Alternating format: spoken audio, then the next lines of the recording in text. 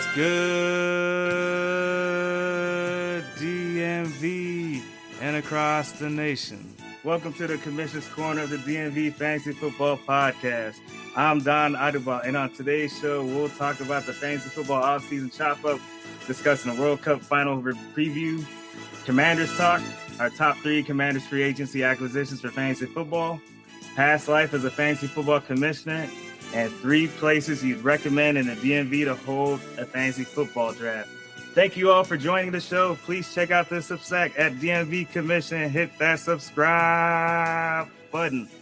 All right, so we have a guest on the show for the first time on the Commissioner's Corner podcast. We have Washington Commanders expert fan, football aficionado, and former fantasy football commissioner, Juan Lopez Esquire from Fitzhugh's Finest at the University of Virginia. Welcome to the show, Juan. How you doing today? I'm good, man. Thanks for that intro. I was not expecting all those. Esquire. Yeah, you know, I had to. I love that. Yeah, you know, I had to sauce you up a little bit, and you know, get you fan. Get you hyped. That one. I don't know about expert fan. Hey, I mean, you've been following the Commanders for your whole life, since the early 90s, correct? And if I'm not mistaken, weren't you really big into listening to talk radio on 980 and 106.7 back in the day, growing up in the DC area? I've always liked listening to sports talk. I mean, it's, you know, some shows are better than others, but just as much sports talk as I can get, I try to listen, especially when there's something like interesting that's going on with the team or just in sports generally. I like to hear what people have to say, almost to like see if they think the same way I do. For the most part, it's like, you know. But yeah, I've been a big sports fan overall, but DC fan. Everyone always asks me, "Oh, who do you root for?" The home team. I mean, who else would I root for? And I've been in this area since. You know, it's sad because I've been in this area since, was it 92? So I came right after the last Super Bowl for the Redskins back in the day. Oh, man. you just mixed the Mark Rippon days, man. Exactly. So I didn't even know what American football, I didn't know what it was when I came over here from El Salvador, obviously. But, you know, I think I started understanding football and like playing it with friends, with all the homies that you know, when we went to HB Woodlawn in middle school. So we're talking like maybe 96, 97. We'd always go out and play, you know, toss the ball around and stuff like that. So yeah, man, it's a nice full circle moment to be here with you. Now that you're part of the homies too. Yes, sir. Yes, sir. I mean, so obviously my experience is a little different. I'm hosting a Commissioner's Corner DMV podcast covering the Washington Commanders, but I'm actually a Kansas City Chiefs fan, and I listened to a ton of sports radio growing up. So I used to actually call into shows when I was in high school, just calling into Sports Radio 810 in Kansas City when they first started out, and I come in and talk about the Royals, the Chiefs, and I guess my connection to the Commanders is obviously you guys, but I remember when I first started following football in the early 90s, my dad was obviously a big Chiefs fan. And again, he came from abroad, you know, from Nigeria, and was a big Christian Okoye fan in the early 90s. So, you know, he was a bad dude in Tecmo Bowl and a bad dude on the field. And so I started following Chiefs, but he always told me like the Chiefs quarterback situation was never all that good until Mahomes played. And he mentioned Washington giving Mark Rippon a chance and Doug Williams a chance to, you know, especially as minorities, to take over as a starting quarterback. And, you know, and they led the Redskins at the time to 2 Super Bowls. So I have a lot of respect, obviously, for Washington and the history of what Joe Gibbs has done. I think he's super underrated as a head coach. I mean, talking about Bill Belichick and Andy Reid and Chuck Noll and Bill Walsh, I think Joe Gibbs should definitely get his flowers as far as one of the best coaches of all time. And so, I totally agree with that. I mean, I know it's not a topic that we want to get into that much, but I mean, he took 3 different quarterbacks to win a Super Bowl, and that's unheard of in nowadays in modern Hmm. football. So, yeah, I mean, and not just that. I mean, with NASCAR, I don't follow NASCAR at all, but apparently he's like Hmm. very successful in that. He just seems like a guy that people want to follow, and that's important in football, especially. So, yeah, man, Joe Gibbs, he's the Yeah, man. absolutely, absolutely. So, all right, we'll get into it, but yeah, we definitely missed you at the birthday last night for Diego, and Oh yeah, man, yeah, it was a lot of fun, man, and we missed you as much as we missed the I guess the times at the satellite ballroom, when we are, having are we the really getting into memories. that topic right now? No, no. I'm sure I Diego had I some had stories to tell. yeah, yeah. I had to get you off, get you off a little bit. But he had stories for everybody. He had stories for me going to Fitzhugh, back when when Brian pranked me on some chick that I was yeah, we'll just leave it at that. You know what? Yeah. This is like out of all the things that like I remember about college and just like memorable stuff, it's the most random things like pranks between you and Wes and Brian or between you and us. Just like the little things, you know what I mean? And it's Hmm. actually like really innocent stuff. It really is. It really is. So I love it, man. Yeah, it's always good to look back. We could have a whole Absolutely. podcast on just like stuff we used to do back in the day. Oh yeah. I mean, just like me and you. I mean the whole bananas thing. I mean, people might perceive it as, oh man, that sounds really off color, but I mean, it was really an innocent, innocent joke that I played on you way, way back in the day. But Dude, yeah. you know what? Just really quick. So my son loves Miss Rachel and like all the little kid Oh yeah. shows. And you know how Hmm. they like, they like try to get kids to pronounce all the fruits, but every time they're like pronouncing banana, that pops into my mind and I'm like, oh my God. Yeah, yeah. It was Uh, literally a day, like I think it was third year. It wasn't just me, it was like me and my roommates back at Dobie. We lived in JPA at the time.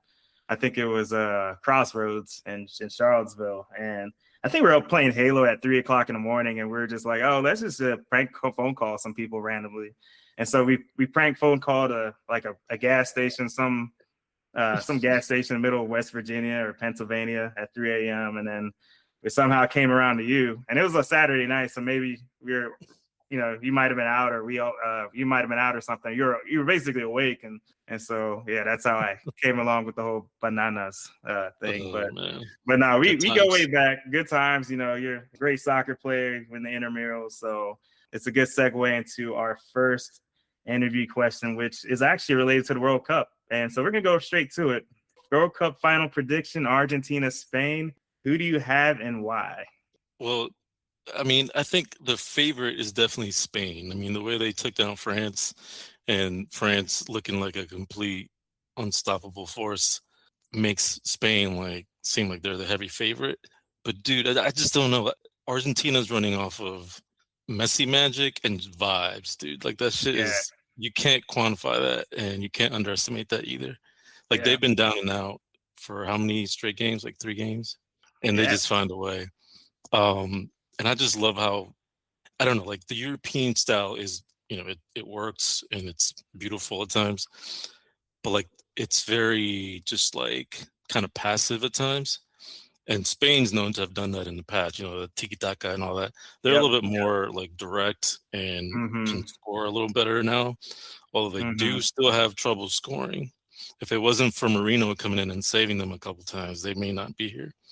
But my point is this: Argentina just and a lot of the South American football teams, they just kind of chase the ball until they get it, and then they go directly forward to try to score. And they're kind of like mm-hmm, relentless. And I just love mm-hmm. that. It's like they're playing with this like fire and passion that you can't, that you don't really see. And it's not just that. I mean, they're also very talented. They're not obviously as talented as Spain, like on an individual level, but I mean, they've gotten it done, and I just have a feeling that Argentina is going to pull it off. They're going to Yeah, do the two-peat and send Messi off into the sunset. I already think he's the goat, but this will definitely you can't debate it after this if they win tomorrow. Yeah, absolutely. I mean, you're the soccer expert, but having grown up following soccer, watching it and playing it to some level, yeah, Messi's definitely the greatest especially if he gets this World Cup, he's definitely the greatest that I've seen and greatest ever, even if I haven't seen Pele before, just because Messi has accomplished so much for both club and country. He's got eight Ballon d'Or awards, multiple Champions League titles with Barcelona. He's won in MLS. He's won Copa America. He's won the World Cup. I mean, at least once. He could potentially win it again. And I feel like, no, I love Pele. I mean, he's brought so much to the game across the world, especially here in the United States. But I don't know about I just don't know someone who has been so inspiring for his team and country as Lionel Messi. He is just ridiculously talented, obviously, and he's just the awesome, humble, quiet leader. And he just makes magic. I mean, Argentina, like you said, they're not the most, obviously very talented, but I feel like they don't really have dynamic wingers that Spain could have if Nico Williams plays, for example. And yeah, but I just think Argentina collectively, I think they're going to play their best game tomorrow just because of how tight it's been the last 3 games going back to Cape Verde. And I think they're going to get one early ahead of Spain. And it's going to take Spain out of their comfort zone where, like you said, they usually like to control possession, knock the ball around, control the tempo. But I feel like they're not as direct, nor do they have the type of target striker that you would see from England or from Norway or from France. And I think Argentina is going to get ahead and they're going to play that classic high intensity, grind it out, cagey type game. And I think they're going to hold off Spain like 1-0, 2-1. So I'm in full agreement. I think Argentina is going to pull it off. I don't necessarily love Argentina, but I love Messi.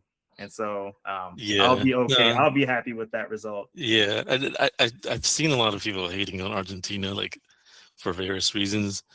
I mean, I can't relate, I guess, because I grew up where, like, whenever I go back home to El Salvador, people, you know how people have they're either for Barcelona or Real Madrid.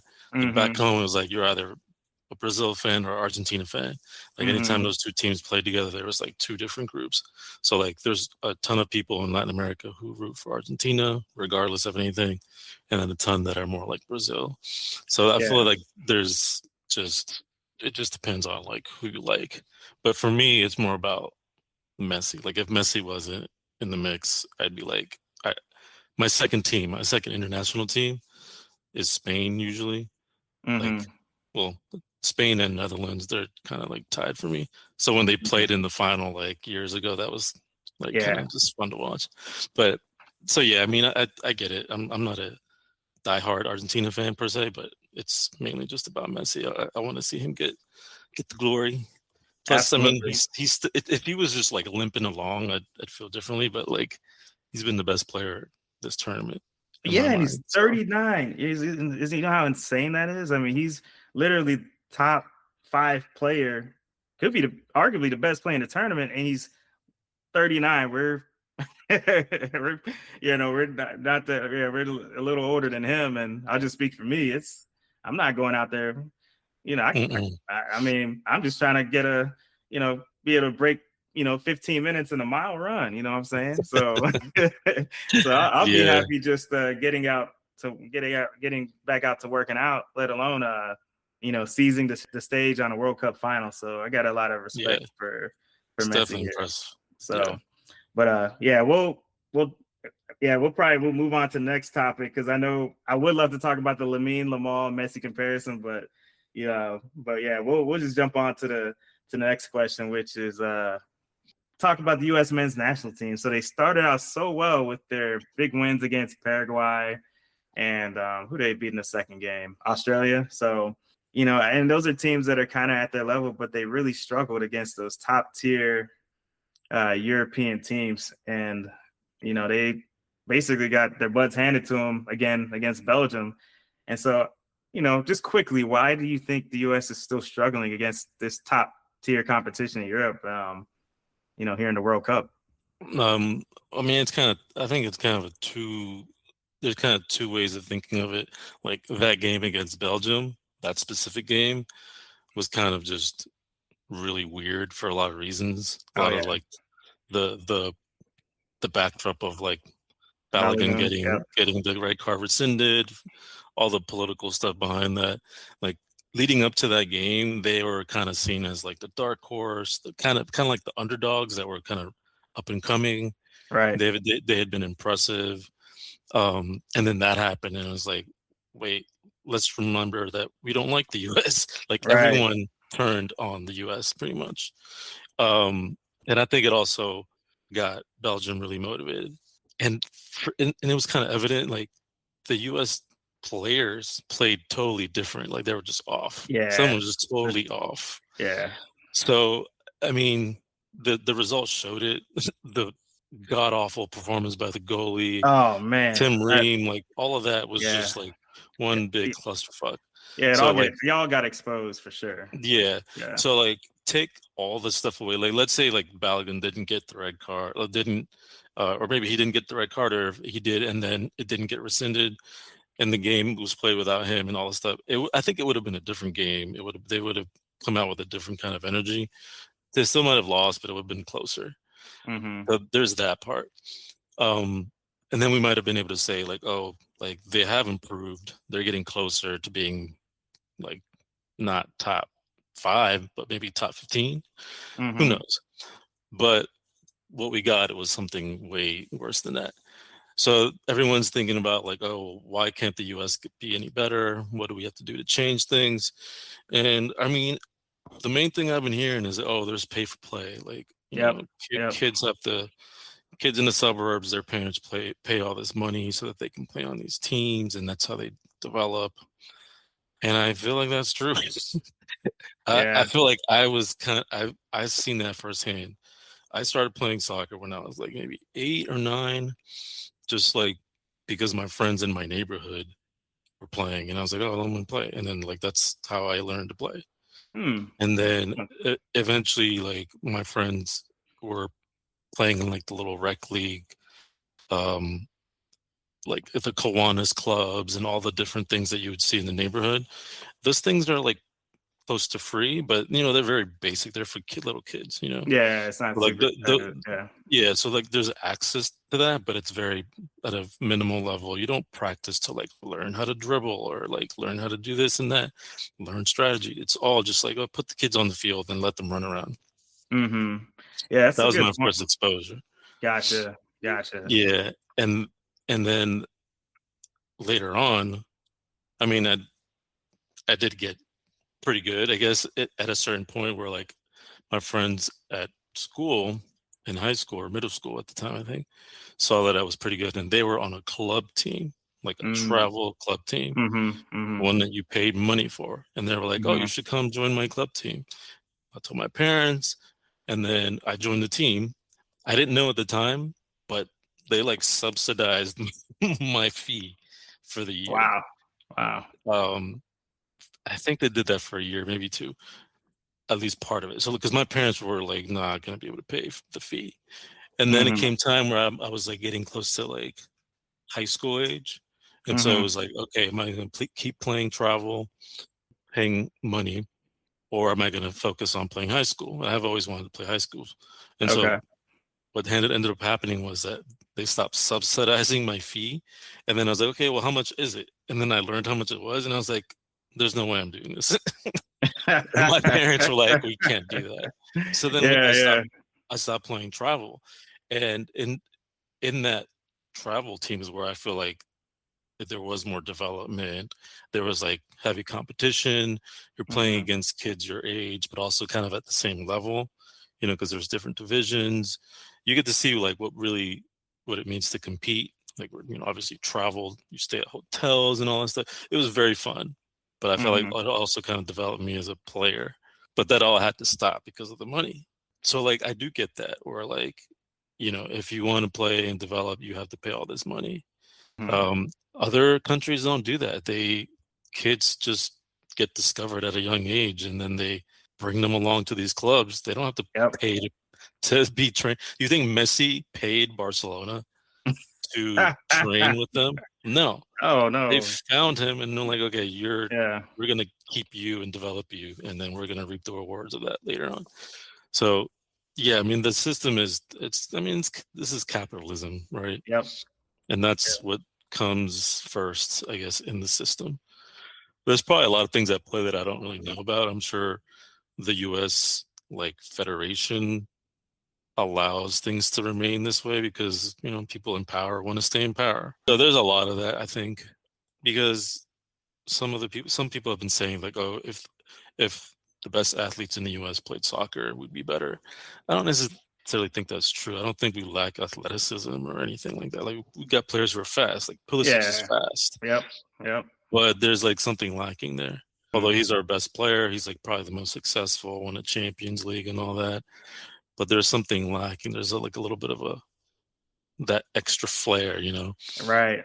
And if it's lacking in him, imagine all the other players down the line. Like they're just not at that same level of those kids in other countries that just they grow up living this stuff. Yeah, It's just absolutely. not like that here. Yeah. So like I feel like at the US level, it's kind of a grassroots issue. Because for me, I think of basketball as far as a global sport that the US is pretty dominant at, although I think Europe is definitely coming up. And when I think of the grassroots effort in America, you see kids playing pickup, you see kids playing an open gym, you see kids playing a one-on-one, you see kids playing 21 horse, all kinds of games that help develop your skill set, knockout, just games that we all played. At least I didn't play at a super high level of basketball, just through middle school and high school tryouts, but there were lots of opportunities to develop your game on the court, without having to necessarily do like a pay for play kind of thing. And even if those avenues where you did have to pay were available, if you're good enough, you're definitely finding a team.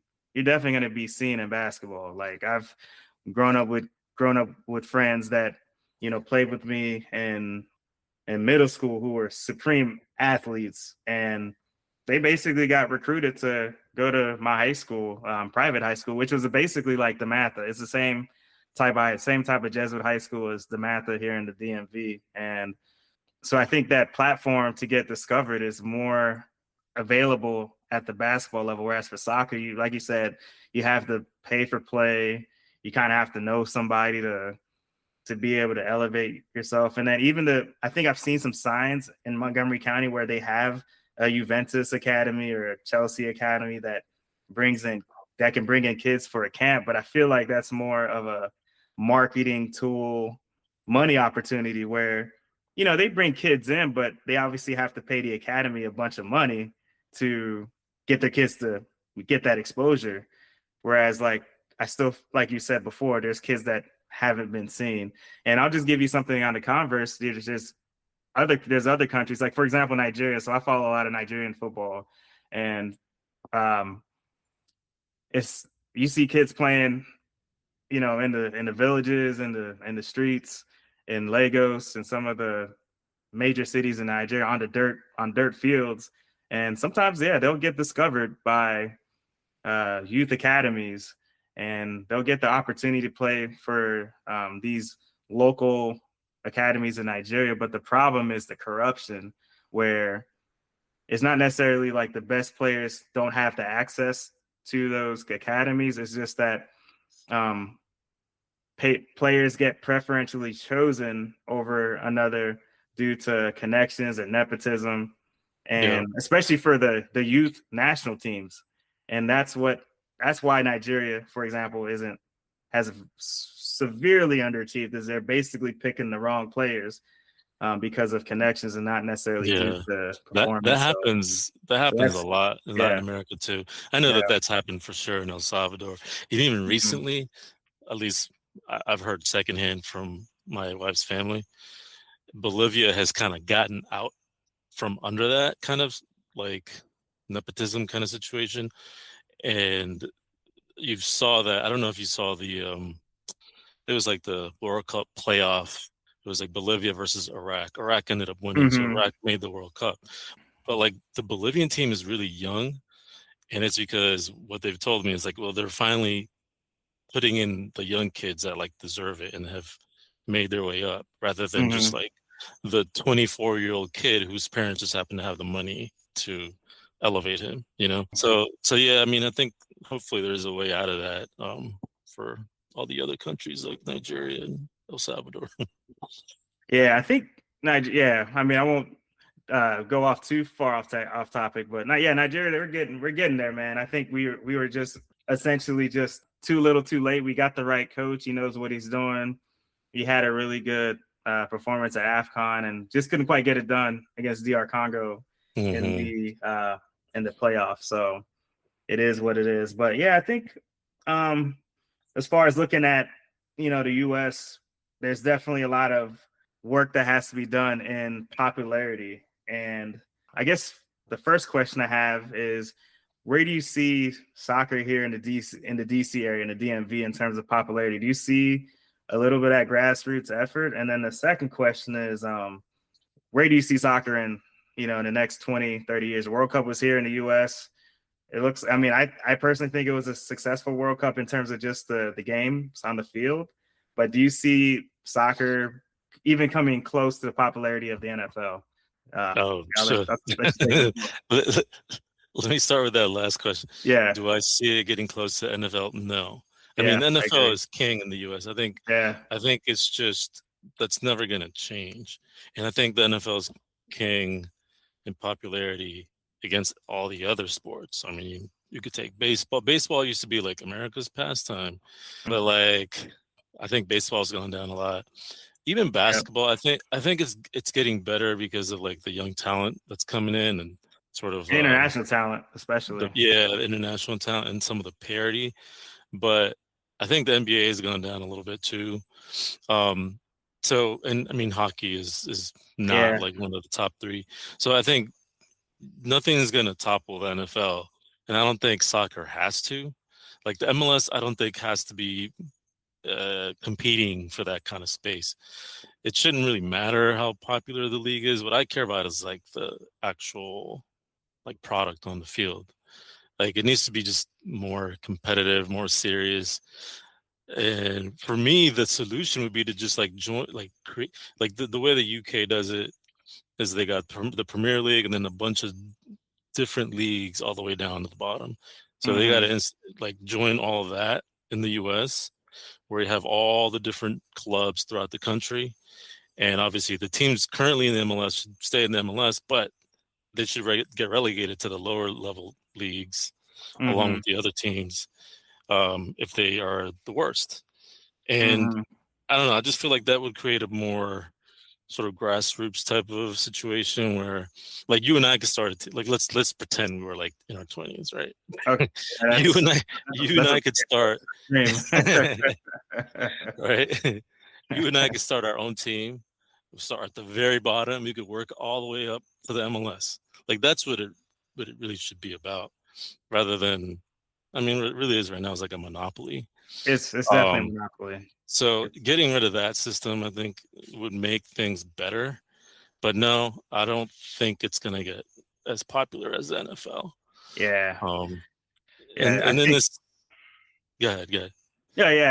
I agree. I mean, I think so. I'll even mention this to you. So I was recording my last podcast episode, and fantasy football is actually exploding. I think there's over 30 million people playing fantasy football, I think, last year. And I think even women is becoming the fastest demographic at like 35%.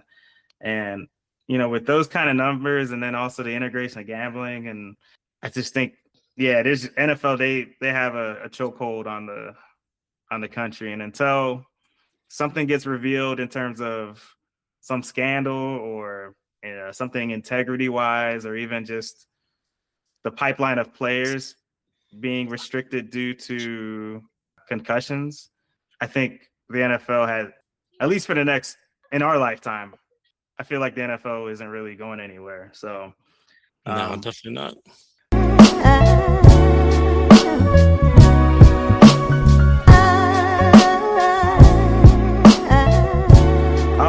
back here on the Commission's Corner of the DMV Fantasy Football Podcast. Back here with Juan Lopez as a guest here on the show. And we're going to be talking about the Washington Commanders here and his journey as a Washington Commanders fan, especially within the last few years at the end of the Daniel Snyder era into the owner Harris era.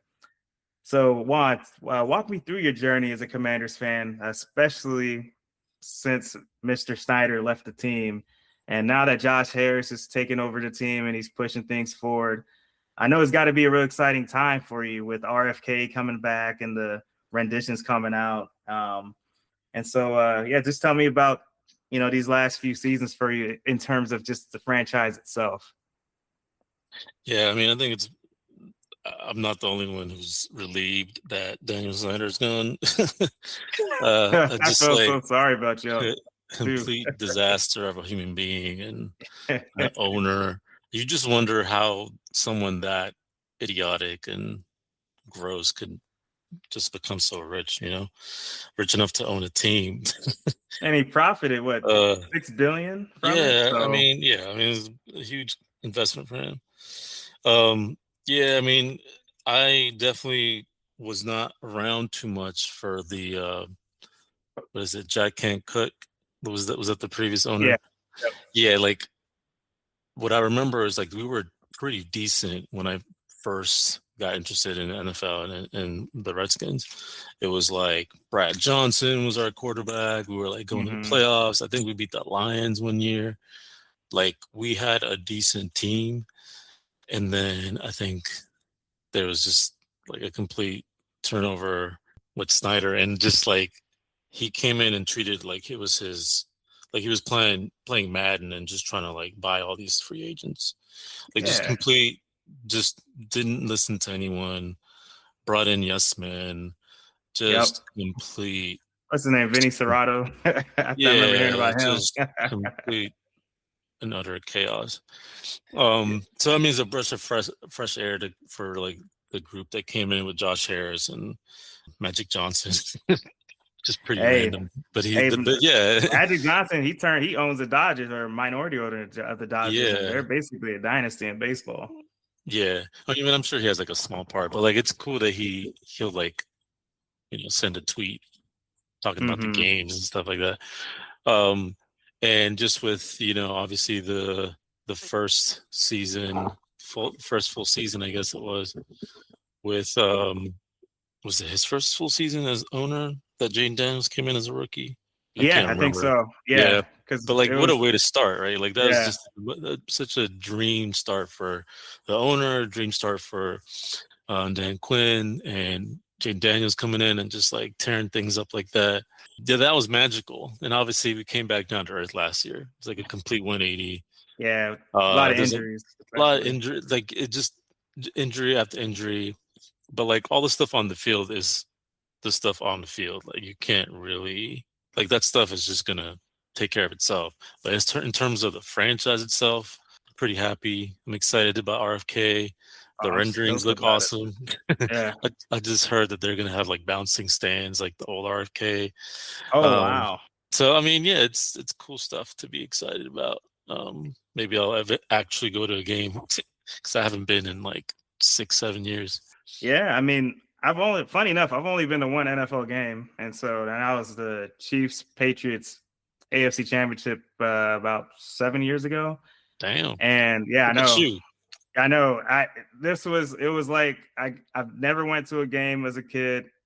I was living out here when Mahomes took the Chiefs to the championship game against Brady, and I had to. It was worth the $200, even though we lost. But so yeah, I've only been to one game, and I think with RFK being back in the DC area, I think it just kind of brings all the DMV together because it's at where it's supposed to be, where the tradition of the Commanders and Redskins really started.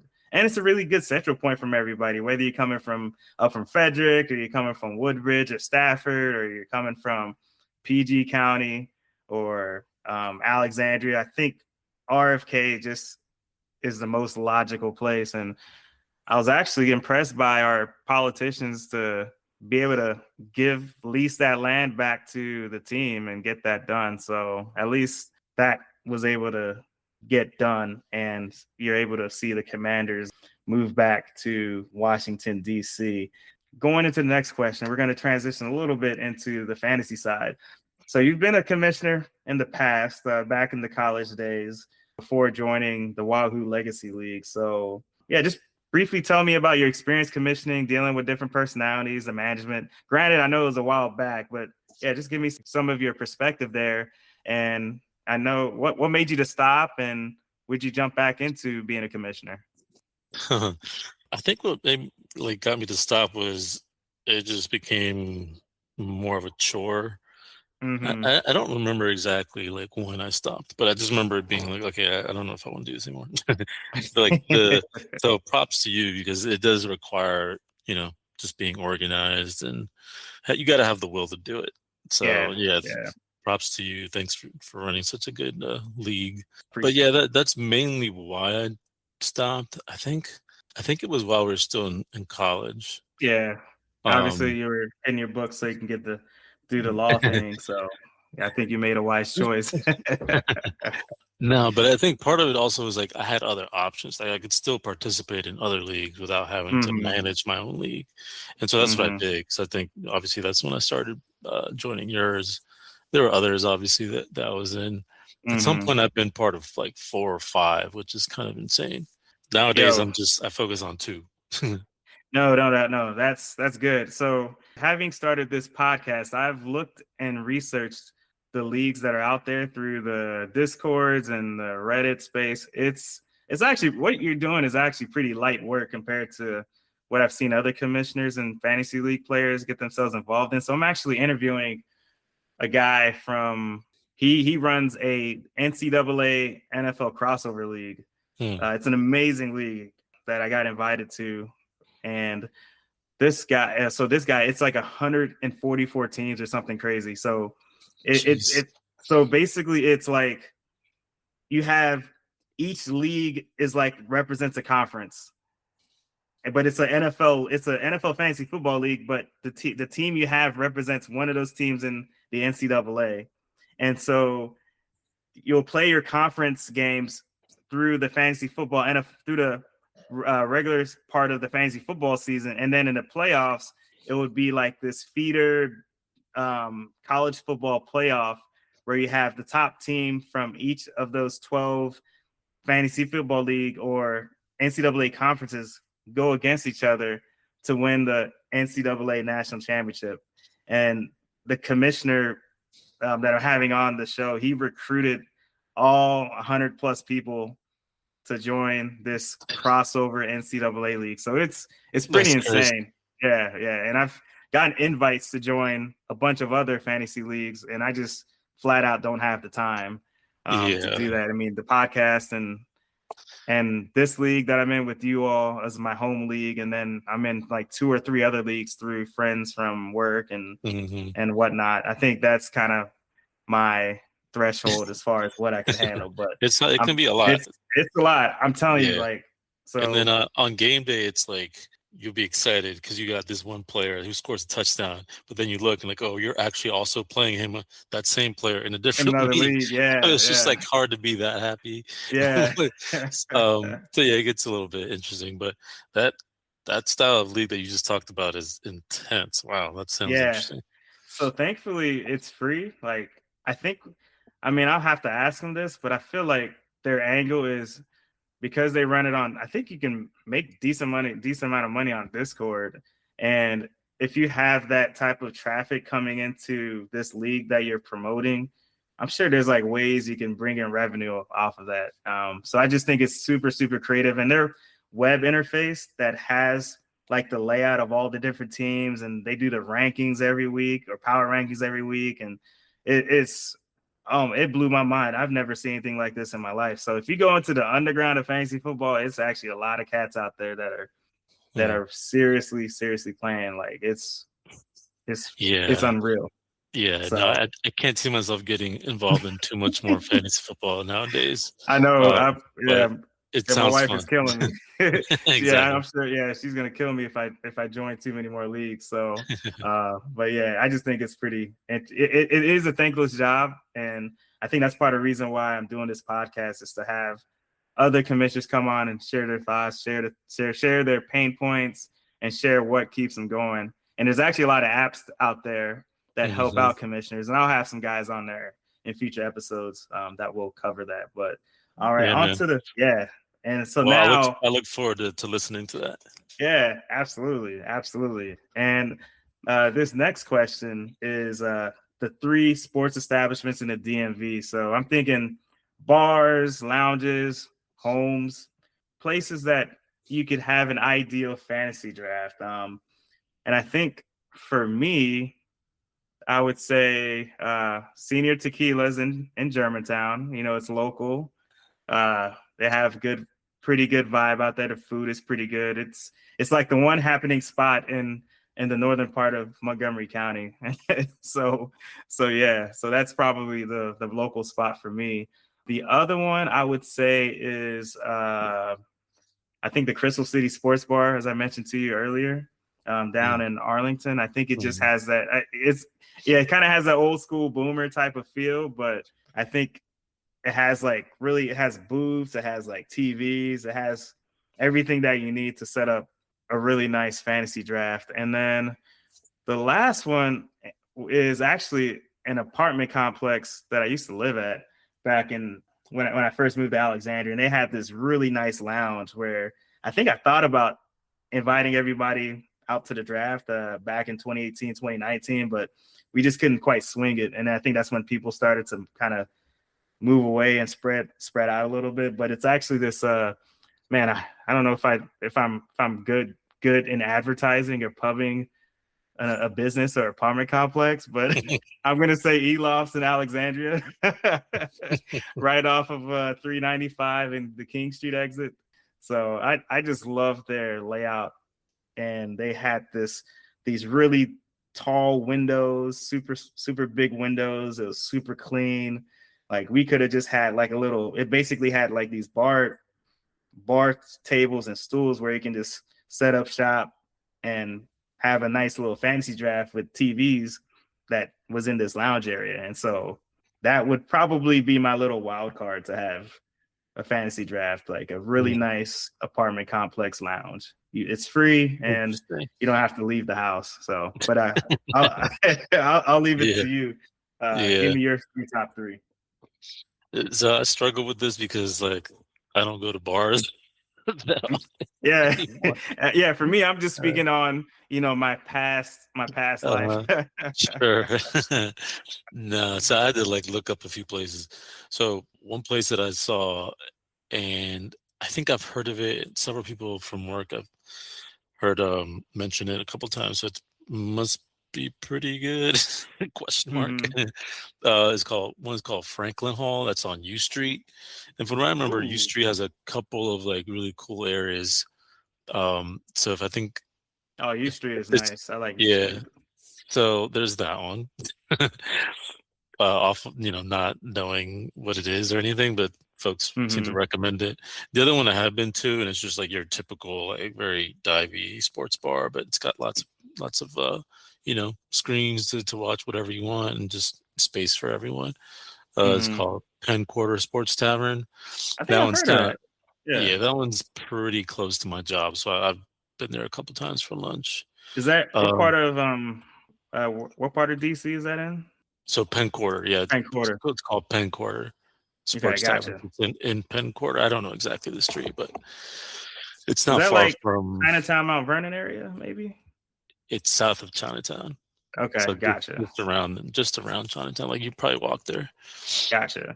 Yeah, and then my third one is my wild card because I've been there to like watch games and to Hmm. like chill out with a few friends or my brothers at some point.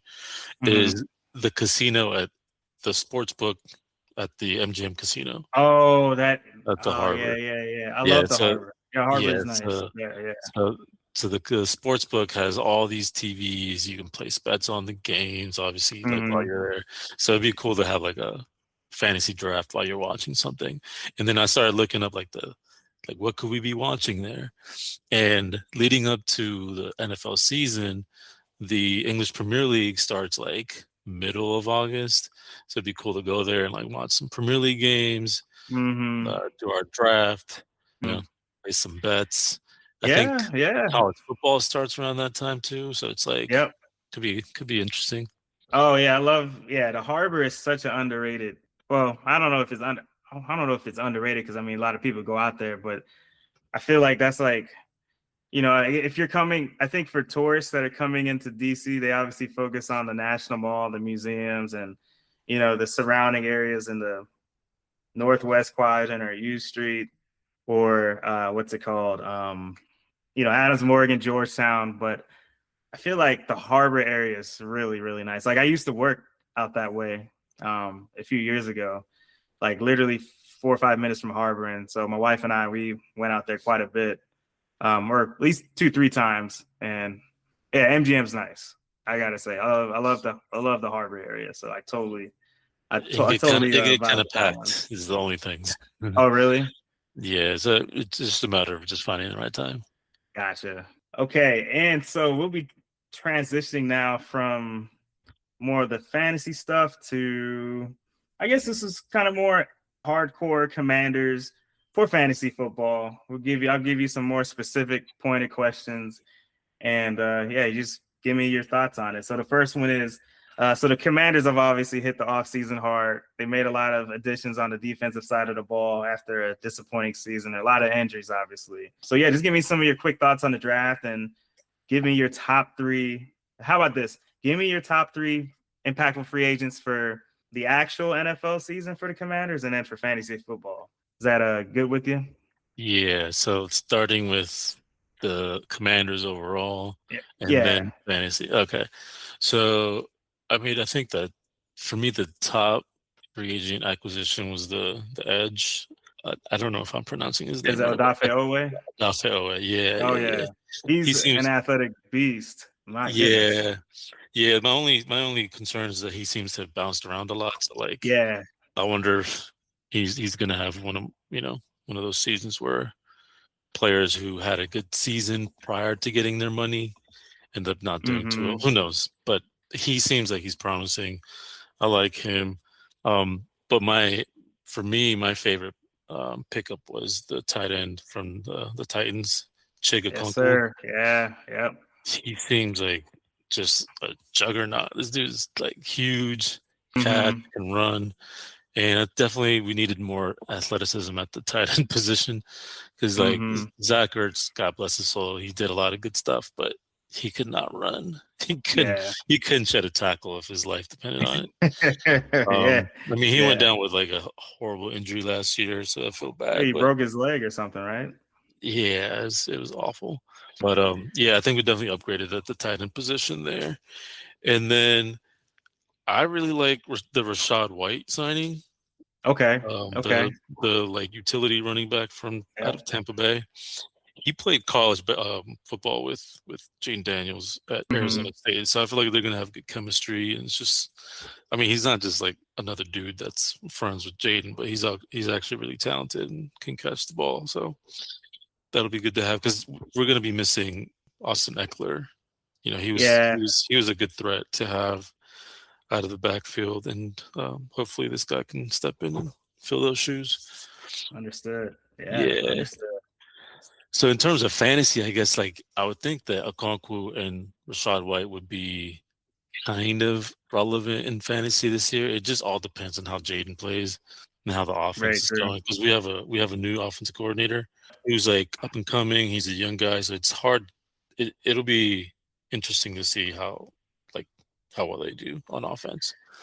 Yeah, you basically hit on 2 to 3 free agents that I think are going to be impactful for. I'm thinking, like I said, I'm thinking more in the context of fantasy football, but I think even for the Commanders too, with Chig, I think I'm a big Chig fan. I mean, he went to Maryland, he's a Terp, and I feel like in Tennessee, he just never was in the right system. Didn't really have the right type of quarterback play around him. There's a lot of instability.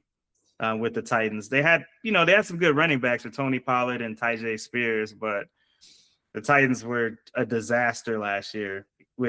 Cam Ward was obviously, he has a lot of talent, but just the offensive coaching around him was not good. And I feel like Okonkwo's skills weren't really utilized. And so, I'm a big Chig fan. Everyone check out my Substack on Chig as being one of the top 3 impactful free agents. I think if you look at his statistics, there's not a whole lot there, but I think he was underutilized, and his athleticism in terms of his speed, he ran like a 4.5 in his 40. He's got good hands. He's pretty good after the catch.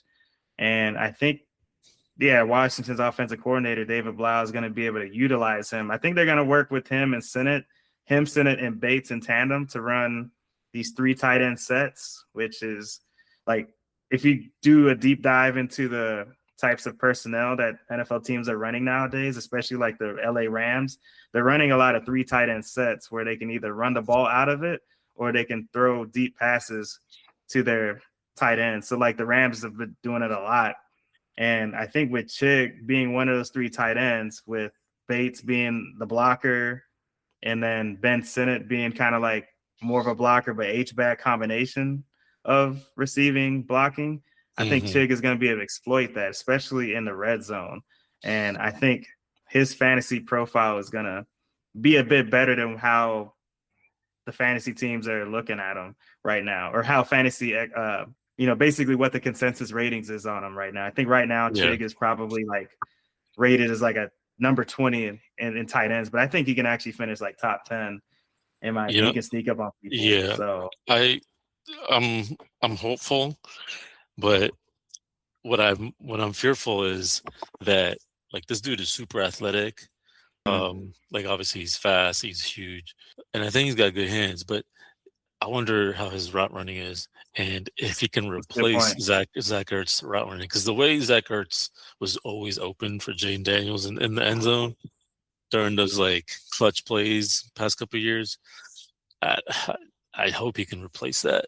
So we'll see. Yeah, that is a very good point. Because like, even with me being a Chiefs fan, Kelsey was perfect at that with Mahomes. They just had this synergy where Kelsey knew what zone, like where in the zone to kind of sit, and then Mahomes kind of knew where Kelsey was going to be. No matter how Mahomes was being pressured, he'll always find Kelsey, just either coming back to the ball or maybe going deep on some sort of scramble play. Like, he was always like a capable red zone target. And I think, like you said, that chemistry between Jayden and Chig is going to have to be crucial.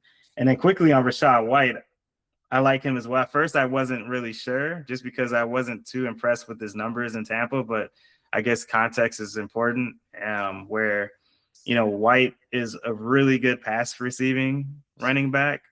And then I also found out he's from Kansas City. He was born in Kansas City. So, I got a lot of love for anyone from the KC area. But yeah, I know, but I didn't know White.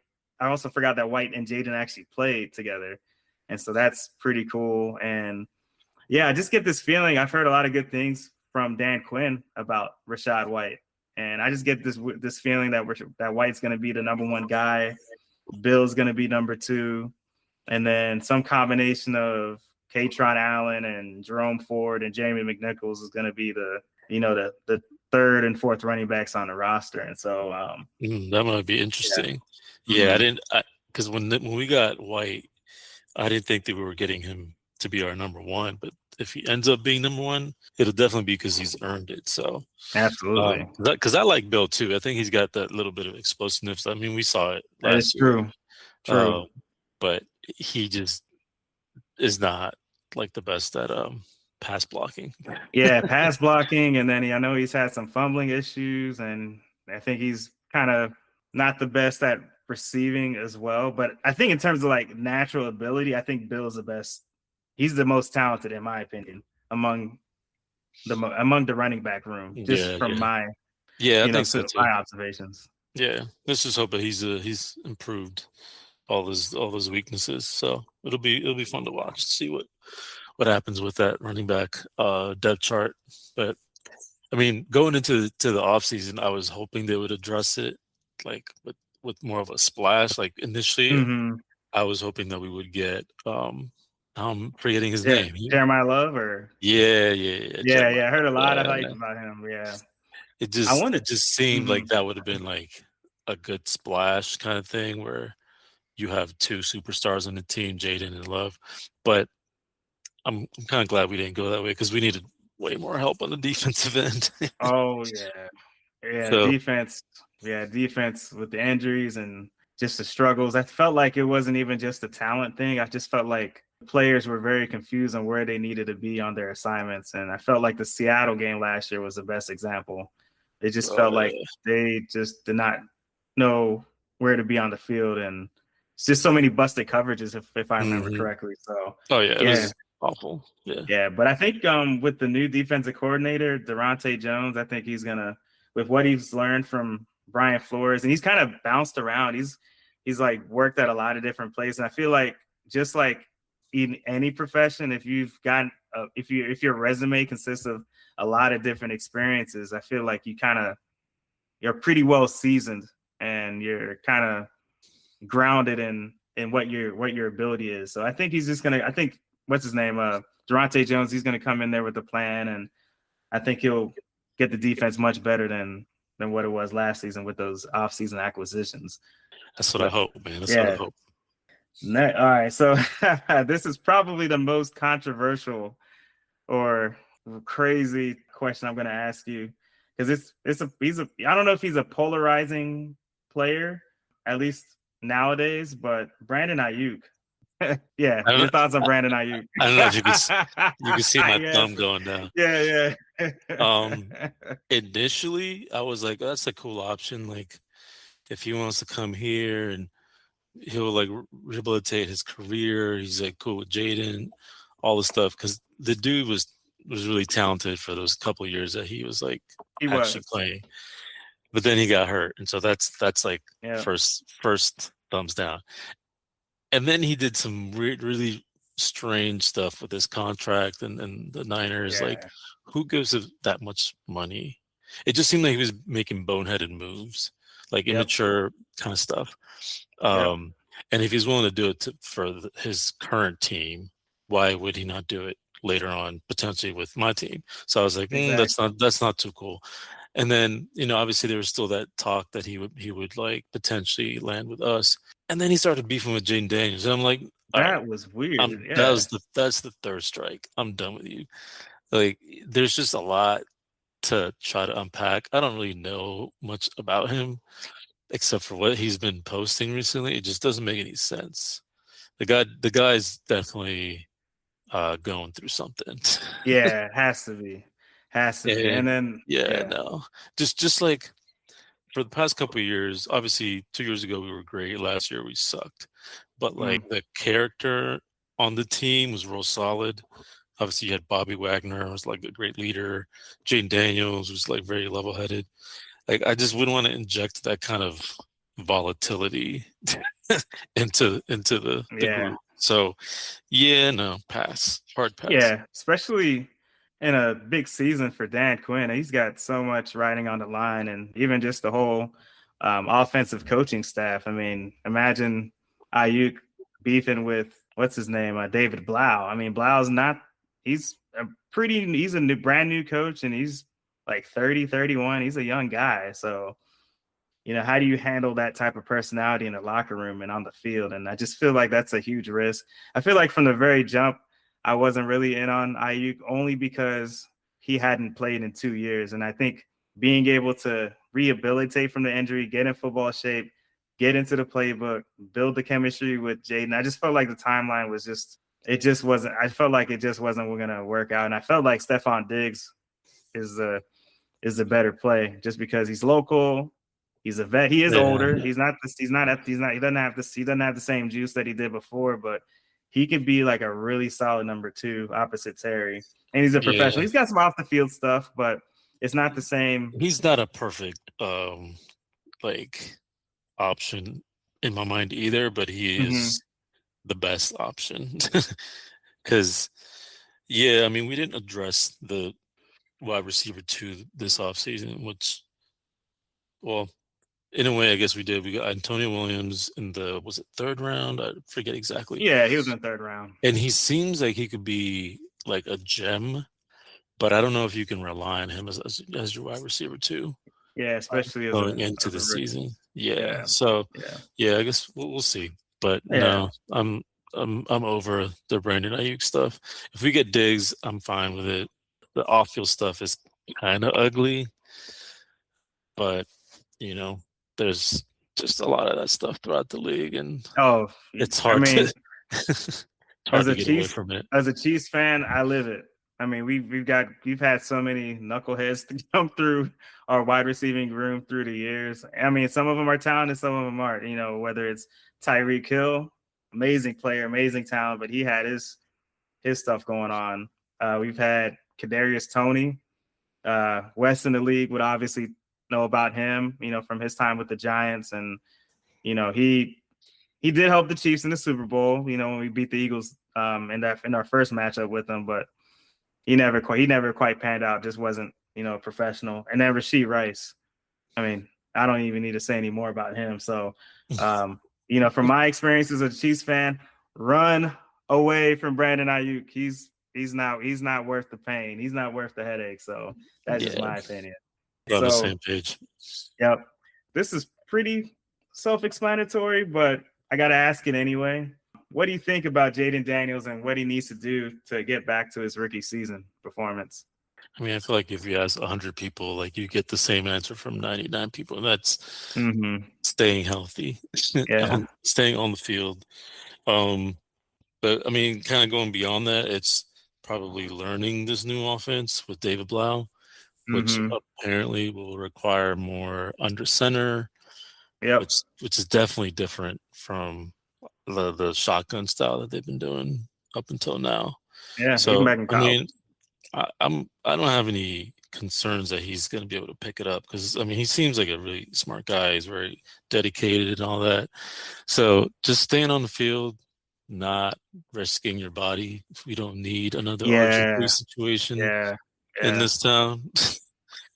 Yeah. That would I just think, be disastrous if he gets hurt again. Like, yeah, yeah, let's not speak agreed. that into existence.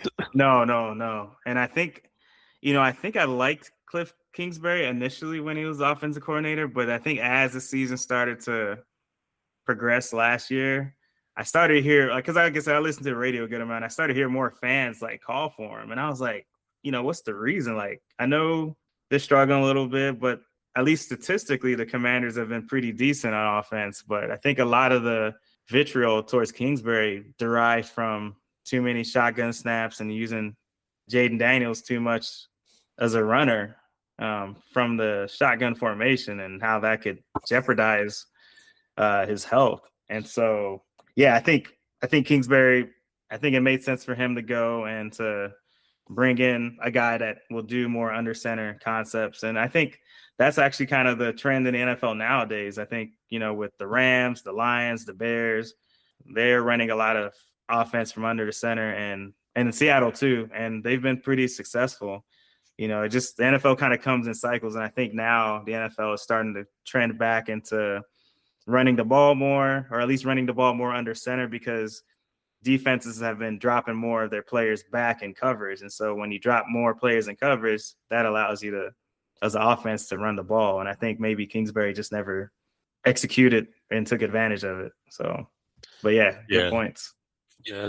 I think he also didn't. He, at least from what I've seen, was being criticized for like not adjusting the offense enough, like in games. Which, I mean, I did see some of that last year, but a lot of stuff went wrong last year. So, but yeah, I mean, it shows that he didn't get picked for any kind of head coach or offensive Yeah. coordinator position. Maybe there's a reason for it. Yeah, sometimes it happens. Like, I know you guys had Bieniemy before, I guess, at the end of the Ron Rivera era. And as a KC guy, I thought Bieniemy would be successful, but in Washington, he just threw the ball way too much. He got Sam Howell killed, and I think sometimes you just kind of find your level. And I love Bieniemy, but I think coming back to the Chiefs, I think he'll anyway, I won't divert too much, but I think he's more of a disciplinarian type of guy than, at least Mm-hmm. from what he's shown in Washington. Then yeah. So basically, yeah, if you throw the ball, if you're passing the ball too much and you're not implementing the run game, you get your quarterback in trouble. And I think that's what happened with Jayden last year. It's a big season for Dan Quinn. I mean, Commanders went 5-12 last season. This year's schedule isn't looking too easy. I think statistically, the Commanders are facing I think it's like top 10 hardest, one of the top 10 hardest schedules in the league. Especially looking at the first 4 games. I know you guys at least played Dallas, Philly, I think the Rams, and I don't know if it's the Yeah, Seahawks or not, but it's a really tough schedule. it starts Philly, Dallas, and then Seattle, and then the Colts, Colts, then the okay. Giants and Niners. Yeah, I mean, those first 3 games are pretty brutal. Starting with the inside the division. I mean, every year everyone's like, "Oh, this is going to be a tough schedule, or it's going to be an easy schedule," but you don't really know what the teams are going to Right, look like until right. you get on the field and play the games. Mm-hmm. So I don't know. I'm not that worried about it. I felt like, was it last year? No, the year that we had a really good year, 2 years ago, we did have a soft schedule, I thought, but those obviously they change as you're going through the seasons. Like first, you think you're going to be facing someone starting quarterback, and then they get hurt, or vice Mm-hmm. versa. So True, it's just true. like it's more dynamic than just like seeing who you're playing, especially when it's in the division. The Eagles, you never know. We might decide that we want to whoop that ass. It's time Yeah, to, yeah, to yeah, to like just turn that yeah, page. Like yeah, we yeah. play the Eagles tough anytime we play them. Yeah, you guys do. You guys do. I mean, and then Cowboys, the Cowboys is weird just because like we've had some really bad games against them. And they're gonna be good this year, I think. So I don't know. I do feel like if we go, let's see, the first 5 games, I feel like if we go like 2-3 in the first 5 games, I'd be like, okay, we got through that stretch, and we'll hardest be all part, right. yeah, yeah. Um, but it's more about like how we look. Like if we're totally bad on offense with this new coordinator, if Jayden doesn't look like he's reading the field, or if our defense that we invested so much money on looks completely lost, like that will be more of an issue for me. Understandable. So, I mean, obviously, how they look is important, but the NFL is not for long. And so I guess my follow up there, I guess I'm going to kind of push the question a little harder is where do you think Washington has to finish for Dan Quinn to get another year? Or do you think there's no pressure on, or do you think that he'll probably get another year, or is it just kind of depends on how they're looking? So if the Commanders go 8-9 and miss the playoffs but look competitive, still get another shot, or you think it's just going to be like a binary? If you It's don't make the hard. playoffs, Yeah, it's yeah, hard to tell because I don't know this owner that well, right? yeah, Like I don't know what exactly. his track record is with this kind of situation. He's definitely There's, very keeps things under the vest. That's for sure. Him and yeah, Adam Peters, they keep everything close. so I feel like if we go 8-9, that sounds like we may be like in the playoff hunt, like late, maybe like towards the end of the season. And I think that might buy Dan Quinn another year. I don't Mm-hmm. actually know what his contract situation is, but like if let's say he's got 2 more years or 1 more year beyond this, they might just play out the rest of his contract. If it looks like the team has reacted well to him, right? But if Mm-hmm. we're 8-9 and we should have won like 3 or 4 more games than we did, and it's coaching that was to blame, then he's probably getting canned. So, Mm-hmm. it's really hard to tell. I don't know. I feel like Yeah, and yeah, his job is only safe for sure, I think, if we make the playoffs. yeah. Anything short of that, it's like maybe not. And it also could depend on what coaches are out there.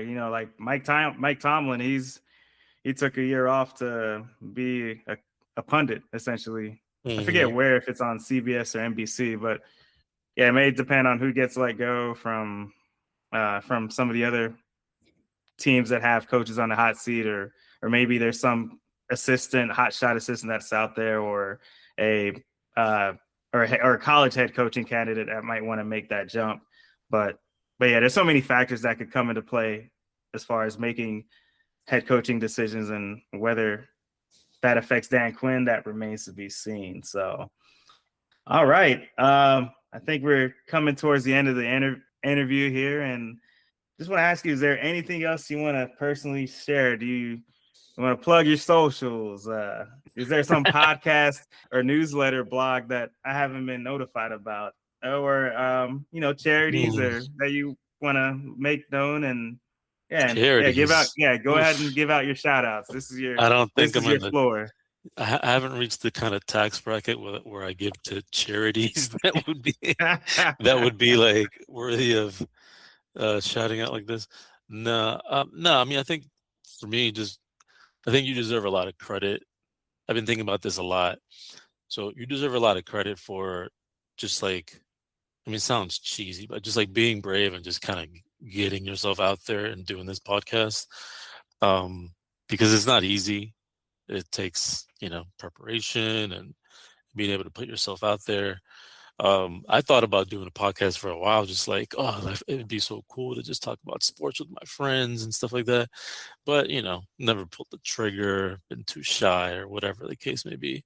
So, yeah, I mean, I think it's really cool that you're doing this. And as your friend, really proud of you. And yeah, man, I'm interested to see where this goes, and I'm going to keep following you and listening. And you can have me on whenever you want, man. Hey, man. Especially if you want to talk soccer once in a while. Hey, we might have I love your analysis. I mean, obviously we need the bandwidth with kids and all that, but our spouses. But yeah, if we had the time, we could definitely do a spinoff show and cover the Copa America or the under 23 Olympics or the 2030 World Cup, which is, I think it's gonna be insane. It's gonna be across like 2-3 continents and probably 64 teams with Infantino bringing it up. So yeah, we could definitely do that, man. And but yeah, no, I definitely appreciate the compliments, and just because like it really just came out of just I'm hitting the midlife and I want to just try something different, and it's something that I've thought about as well for a while, obviously. And I think I was like, if I don't do it now, even with the commitments and things I have going on, I don't know if I'll ever get around to it. Because I've thought about other things like, business ventures and stuff like that, but that I haven't even got it on the ground running, you know what I'm saying? So yeah. I felt like this was the barrier to entry wasn't too bad in terms of the financial commitment.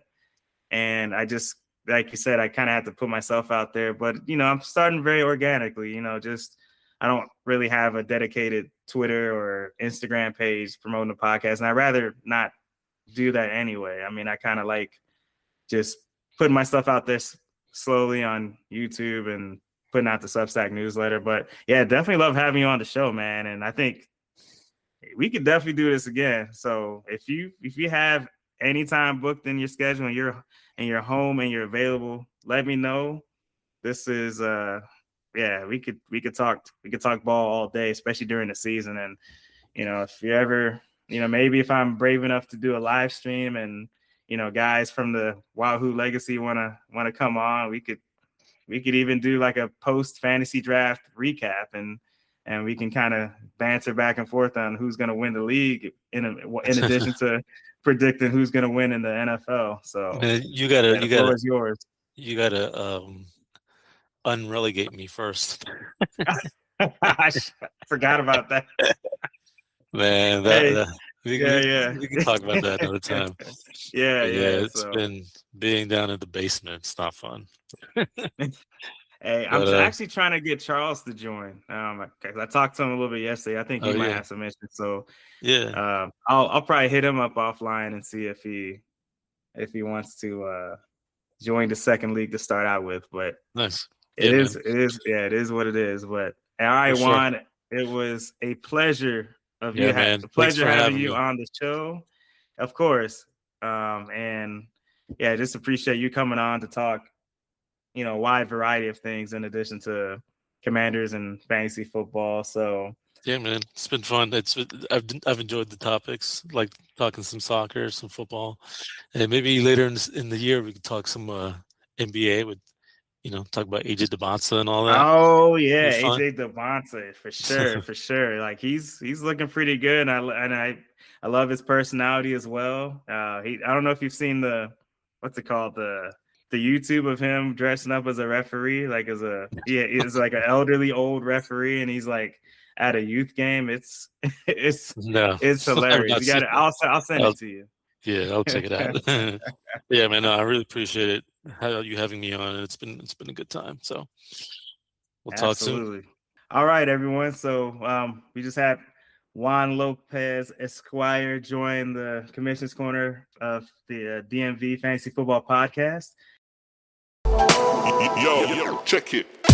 Thank you all for joining the show. Please check out the Substack at DMV Commish and hit that subscribe button. And I'll see you next time on the podcast.